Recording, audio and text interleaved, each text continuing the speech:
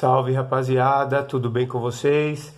Espero que todos vocês estejam bem, em paz, com saúde e que todos vocês se conservem assim para que em breve nós estejamos juntos novamente.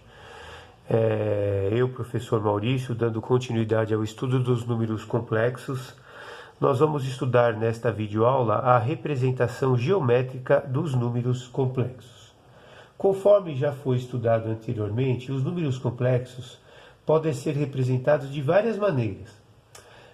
Nós já estudamos a forma algébrica de um número complexo, onde eu escrevo desta forma, onde Z, que é a representação do número complexo, é A mais BI, onde o A e o B são coeficientes numéricos pertencentes ao conjunto dos reais, o A representa a parte real do número complexo, e eu indico assim, Re de Z.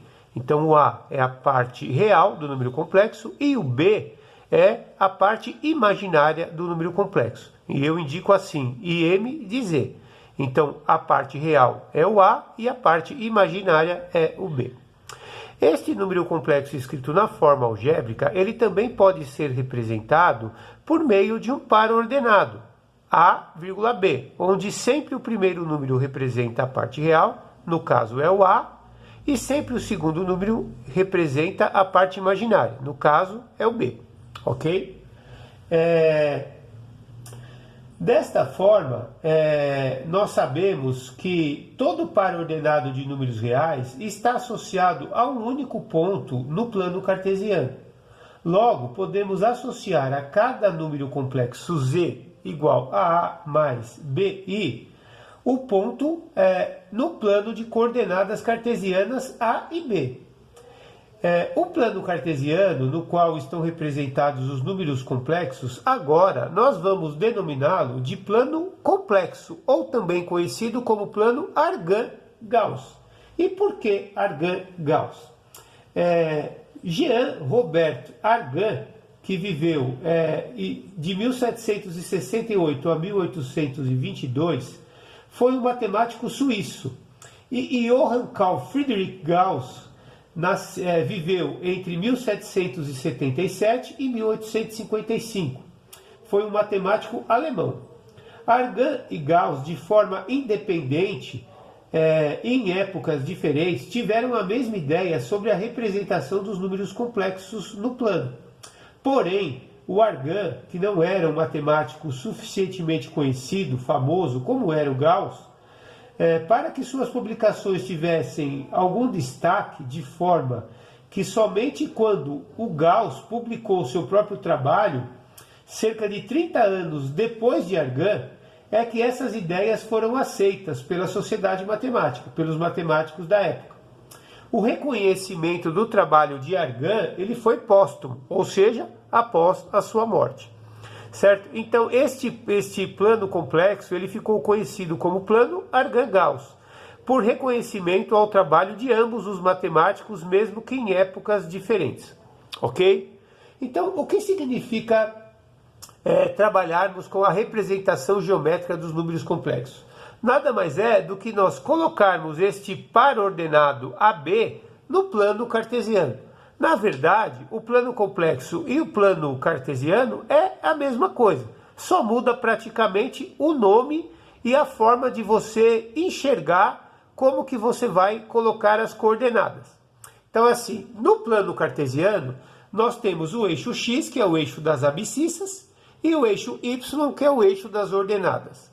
No plano Argand-Gauss, que também é conhecido como plano complexo, o eixo X ele vai representar a parte real do número complexo.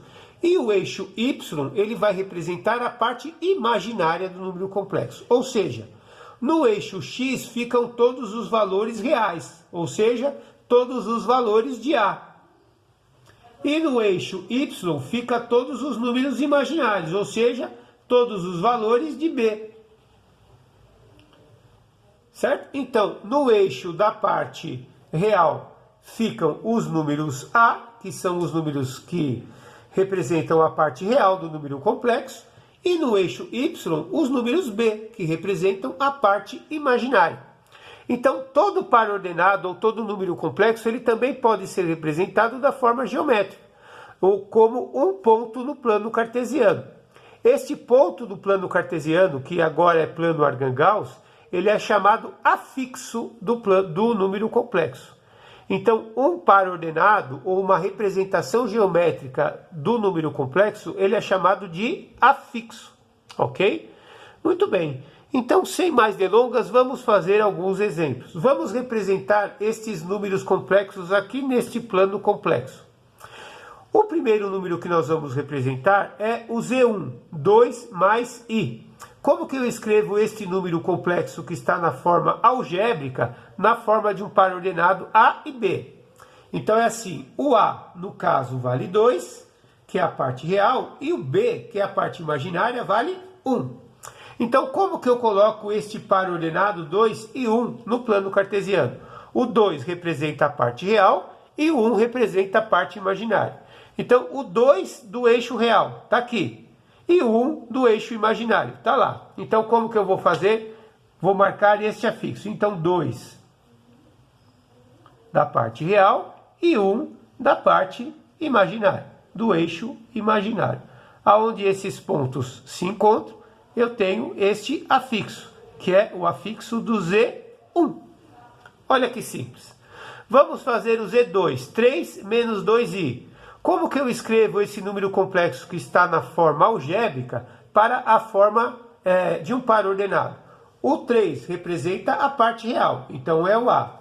E o menos 2, que é o número que multiplica o I, é a parte imaginária. Então 3 e menos 2. Aonde que eu coloco este afixo no plano complexo? Então 3 e menos 2.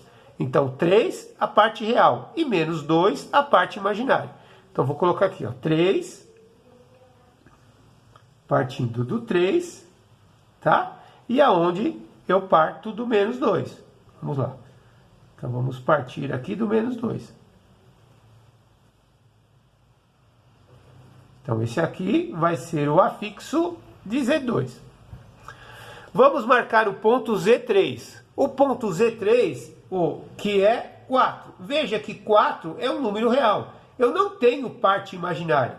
Então, o Z4 ele é representado pelo par ordenado 4 e 0. Veja, então, que quando o valor da ordenada é 0, ou seja, quando eu não tenho parte imaginária, o número Z3 ele será representado sobre o eixo da parte real. E aonde? No número 4. Aonde que está o número 4 do eixo real? Está aqui, ó. Então, em cima do eixo da parte real. Então, este número aqui, esta representação geométrica, este afixo, é em cima do eixo real no número 4. Então, este ponto aqui é o Z3, né? Desculpa, Z3, tá bom? Muito bem. Vamos marcar o Z4, menos 3 mais I. Então, a parte real é o menos 3 e a parte imaginária é 1, certo? Muito bem. E aonde que eu marco? Aqui, ó. O menos 3 da parte real e o 1 da parte imaginária. Então, vou marcar assim, ó. Menos 3.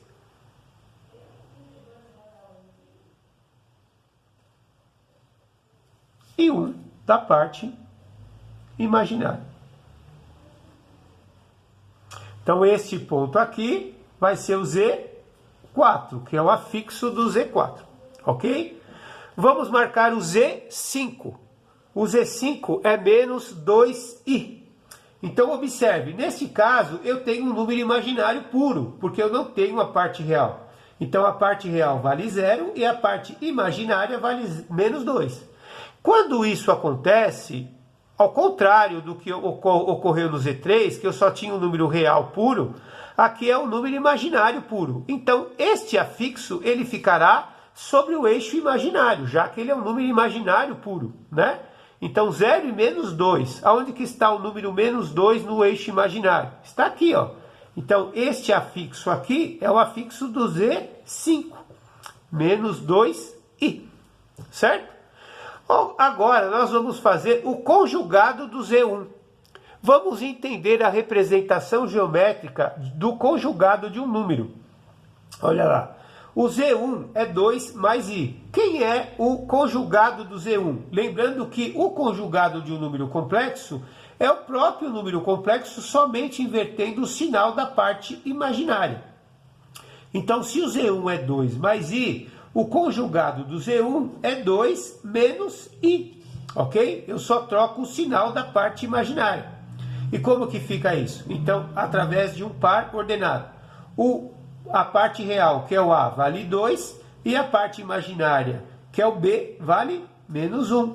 Vamos marcar este afixo no plano complexo. Vamos lá. 2 e menos 1. Aqui, ó. 2 da parte do eixo real e menos 1 do eixo imaginário. Então, eu tenho 2